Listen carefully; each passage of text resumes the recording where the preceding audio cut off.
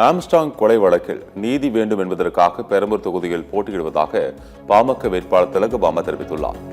சென்னை பெரம்பூர் சட்டமன்ற தொகுதியில் என்டிஏ கூட்டணி கட்சியான பாமக வேட்பாளர் திலகபாமா இன்று வேட்புமனு தாக்கல் செய்தார். தொடர்ந்து செய்தியாளர்களை சந்தித்த அவர் பெரம்பூர் தொகுதியில் அடித்தட்டு மக்களுக்கான எந்த ஒரு பணியும் நடைபெறவில்லை என கூறினார்.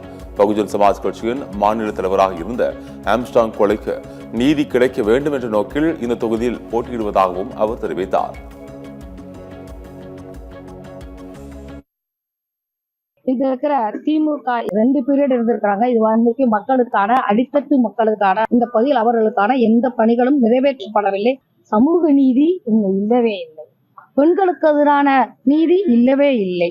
போதை வஸ்துகள் எங்களது வாழ்வியலை இளம் தலைமுறை வாழ்வினை அழித்து கொண்டிருக்கிறது. அந்த நீதி இல்லவே இல்லை. இந்த நீதி இதை விட முக்கியமாக ஆம்ஸ்ட்ராங் கொலை வழக்குக்கும் சேர்த்து நீதி கேட்க வேண்டிய கட்டாயத்தில் இருக்கிறோம். அந்த வகையில் ஆம்ஸ்ட்ராங் கொலைக்கு நீதி கேட்டும் இந்த பெரம்பூர் மண்ணை மாற்றுவதற்கு நாங்கள் முடிவு